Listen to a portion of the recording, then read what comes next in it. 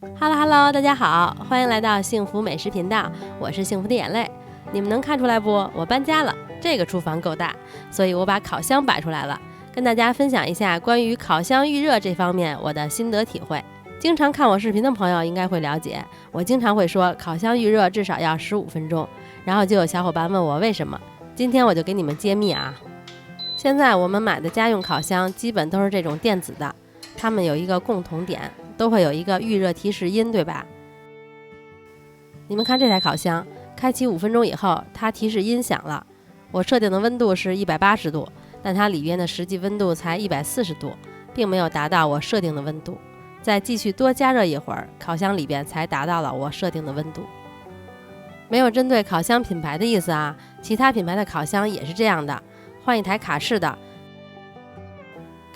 加热3分半，提示音就响了。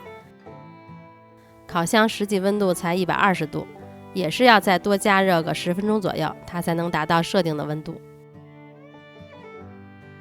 烤箱一定要预热到设定温度，再把食物放进去烤。这个时候它温度还不均匀，有时候对烘烤的食物会有一定的影响，尤其是戚风这种会把你气疯的蛋糕，可能就因为烤箱没有预热好，内部温度不均匀，就导致烤出来的蛋糕凹底了。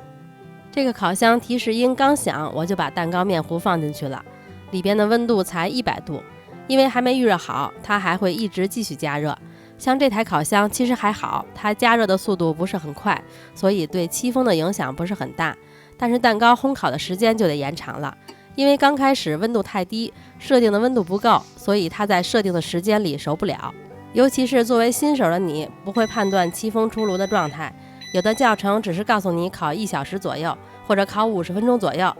拿出来以后，戚风表面瞬间从鼓的变成了平的或者凹的，这个就是烘烤不足的表现。等凉了以后，我们可以看到它表面凹进去了，你还纳闷这个怎么凹进去了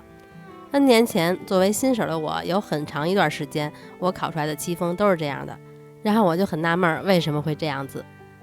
还有一点就是，烤箱在一定温度时间下可以把食物烤熟，但是也可以把食物烤干。烤的时间越久，食物水分挥发的越多，所以还是要预热够温度再放进去烤，这样也可以缩短烘烤时间，让食物可以保留更多的水分。蛋糕、面包这种还是嫩嫩的比较好吃。